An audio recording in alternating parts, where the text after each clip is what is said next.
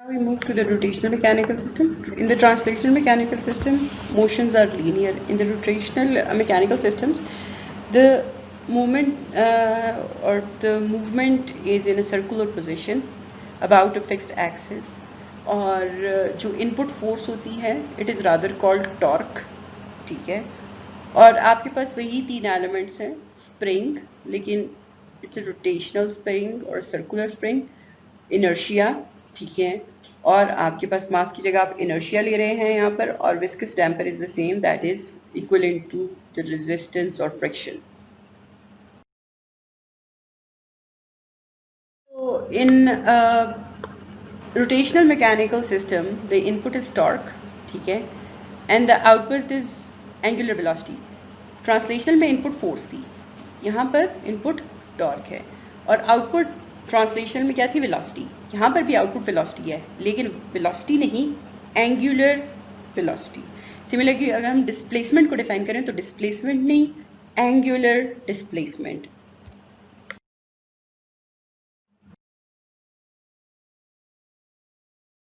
So let's take this example where we have a rod that is connected via a bearing setup at both ends, ठीक है. और जो rod है जब आप उस पर टॉर्क अप्लाई करते हैं तो टॉर्जन अपीयर होती है. Torsion is the twist in the rod, ठीक है. सो ये जो ए डायग्राम है ये आपका सेटअप है, और ये जो बी डायग्राम है ये उसका फ्री बॉडी डायग्राम है, ठीक है. सो अगर आप देखें जो बेयरिंग्स हैं बेसिकली वो आपको एक सपोर्ट प्रोवाइड करती है, ठीक है. तो ये जो आपके पास वॉल शो हो रही है, रिजिड बॉडी सपोर्ट शो कर रही है बेसिकली. अब इन बेयरिंग्स के अंदर क्या होगा कि there will be of course friction, और फ्रिक्शन को यहाँ पर डैम्पर से रिप्रेजेंट किया गया है D1, बेयरिंग 1 का जो फ्रिक्शन है, और D2 डैम्पर बेयरिंग 2 की जो फ्रिक्शन है उसको रिप्रेजेंट किया गया है. सिमिलरली आपके पास ऑफ कोर्स रॉड है और इनर्शिया होगा. सो J1 और J2 आपकी बेयरिंग 1 के करीब जो इनर्शिया, मोमेंट ऑफ इनर्शिया है, और बेयरिंग 2 के करीब जो मोमेंट ऑफ इनर्शिया है उसको रिप्रेजेंट कर रहा है. और जो सेंटर में टॉर्शन अपेयर होता है रॉड के, उसको स्प्रिंग से यहाँ पर एनालॉगी दी गई है, ठीक है. सो आपके पास बेयरिंग 1 के करीब जो देखिए मूवमेंट जो है, अब बेयरिंग 2 हो सकता है कि वो फिक्स्ड हो लेकिन बेयरिंग 1 मूव करवा रहा हो रॉड को, या आपके पास बेयरिंग 1 जो है वो फिक्स्ड हो और बेयरिंग 2 का जो सेटअप है वो रोटेट करवा रहा हो आपके रॉड को. सो दोनों चीज़ें अकर कर सकती हैं. It is that's why J1 J2 को सेपरेटली शो किया गया है, और आपके पास जो है दिस ओवरऑल सिस्टम, इसको हम सेकेंड ऑर्डर सिस्टम कहेंगे, ठीक. अब आपके पास जो आउटपुट जो ट्रांसफर फंक्शन है वो आपने निकालना है डिस्प्लेसमेंट अकर्ड बाय बेयरिंग 2 यानी θ2 divided by input torque applied. And torque कहाँ अप्लाई हो रहा है, torque is applied near bearing 1, ठीक है. So that is our setup जिसकी हमने इक्वेशंस निकालनी है. जैसे हमने ट्रांसलेशन सिस्टम को डिफाइन किया था उसी तरीके से हम रोटेशनल सिस्टम को डिफाइन कर रहे हैं. तो सबसे पहले हम लोगों ने free body diagram, schematic diagram बनानी है जो हमने बना ली थी, ठीक है. हमने देखा कि हमारे पास सेकंड ऑर्डर है, ओके फाइन.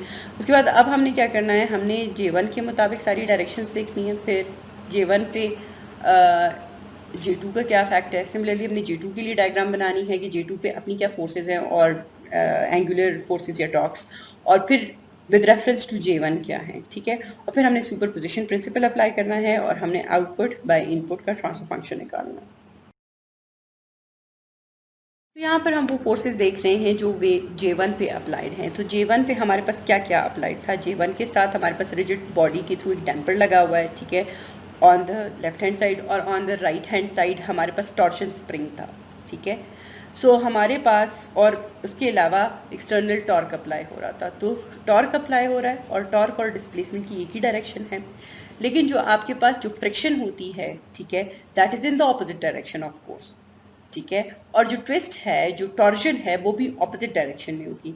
इसलिए आपके पास K θ1 और DS θ1 are in the opposite direction, and plus the moment of inertia of the body of the rigid body, the mass of the rigid body, जिसको हम मोमेंट ऑफ इनर्शिया से यहाँ replace कर रहे हैं. सो बेसिकली रॉड का अपना जो फोर्स है वो भी ऑपोजिट डायरेक्शन में होता है. सो J1 S square theta 1 these are in the opposite direction, जबकि डिस्प्लेसमेंट और जो इनपुट टॉर्क है they are in the same direction. ठीक है, so you can see in the diagram में 3 forces are in the opposite direction where is theta S input torque TS and the output based on that theta 1S are in the same direction.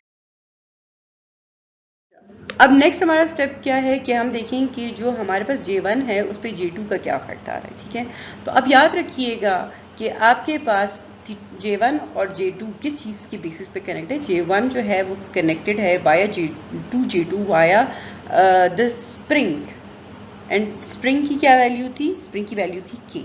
ठीक है, अब आपके पास जो internal effect on J1 due to the spring यानी K theta 1 था उसकी direction, और जो J2 के अगेंस्ट जो J2 की वजह से जो आपके पास फोर्स एक्सर्ट हो रही है वो ऑपोजिट डायरेक्शन में होगी. The force exert due to the spring on J1 due to itself will have an opposite direction to the force or the torque that is applied by J2. तो जो value K theta 1 की थी उसकी opposite value होगी K theta 2 की. ये direction opposite, theta 1 will always be with the positive sign जबकि theta 2 will be in the negative sign. ठीक है, तो यहाँ पर एक ही फोर्स अप्लाई हो रही है J2 की वजह से और वो क्या है K थीटा 2. सारे टॉर्क्स को कंबाइन कर रहे हैं. ठीक है, यानी ए बी में जो रिप्रेजेंट किया गया है उसको कंबाइंड इफेक्ट सी में रिप्रेजेंट किया गया है. सो आपके पास जो थीटा 1 की डायरेक्शन है, जो आउटपुट है, जो इनपुट है TS, उन दोनों की सेम डायरेक्शन है. Okay fine. जो अपोजिंग फोर्सेज हैं वो क्या हैं, वो K थीटा 1 है और D1 S थीटा 1 है और J1 S स्क्वायर थीटा 1 है. साथ ही साथ K थीटा 2 भी है लेकिन it is in opposite direction. अब याद रखिएगा आपके पास यहाँ पर जब हम इक्वेशन लिखेंगे तो इक्वालिटी की लेफ्ट हैंड पे राइट हैंड साइड पे क्या होगा, एक्सटर्नल टॉर्क, और एक्सटर्नल टॉर्क यहाँ पर क्या है TS. इक्वालिटी की राइट हैंड साइड पे क्या होगा, इक्वालिटी की राइट हैंड साइड पे आपके पास जितने भी इंटरनल टॉर्क्स हैं उन सबका सम. सो आपके पास क्या होगा, थीटा 1 के जितने भी मल्टीप्लायर्स हैं, थीटा 1 के मल्टीप्लायर्स क्या हैं, इनर्शिया यानी J1 S square, spring K था, हमारे पास डैम्पर था, डैम्पर की वैल्यू थी DS. ठीक है, तो ये सारे थीटा 1 के साथ मल्टीप्लाई होंगे माइनस फोर्सेस और torques applied by the second component J2. अब J2 की वजह से जो टॉर्क अप्लाई हो रहा है वो क्या था, वो था K थीटा 2 और उसका साइन क्या होगा, माइनस. तो ये इंस्पेक्शन मेथड के लिए भी है और ये जब आप फ्री बॉडी डायग्राम बनाएंगे तो उसके लिए भी यही बात है. नाउ सिमिलरली हमारे पास जो है जो J2 है उसके लिए इक्वेशंस हैं कि सेल्फ फोर्सेस कौन सी हैं और फिर हमारे पास जो है डायरेक्ट फोर्सेस और फिर जो J1 की वजह से इनर्शिया अप्लाई हो रहा है वो क्या है. ठीक है, तो अगेन आपके पास J1 J2 की हम बात करें, J2 पे जो एक्सटर्नल फोर्स है वो कोई भी नहीं है. So there is zero external force. तो इक्वालिटी की राइट हैंड साइड पे आप जीरो लिखेंगे. इक्वालिटी की लेफ्ट हैंड साइड पे बाकी जो हमारे पास जो कन्फिगरेशनल फोर्सेस हैं वो क्या, या टॉर्क्स हैं वो क्या है. एक तो हमारे पास जो है वो स्प्रिंग की वजह से जिसको हम K थीटा 2 कहेंगे because we are talking about J2 so theta 2. अच्छा, फिर हमारे पास जो है जो डैम्पर था D2 उसका कोफिशिएंट तो G2S, और फिर थर्ड जो है वो हमारे पास J2 की वजह से जो खुद है J2S स्क्वायर. अच्छा, तो ये सारी चीज़ें हैं कि एक्सटर्नली थीटा 1 की J1 की तरफ से क्या आ रहा है, J1 की तरफ से स्प्रिंग के थ्रू K थीटा 1 आ रहा है जिसकी डायरेक्शन ऑपोजिट होगी to that of K theta 2. So you combine all them and you get the equation the diagram C. The two equations that you got using Cramer's rule or any substitution method, whatever you want, and you can get the transfer function very easily. So you have to find out theta 2s divided by ts. Please solve these equations on your own. Thank you and see you in the next lecture.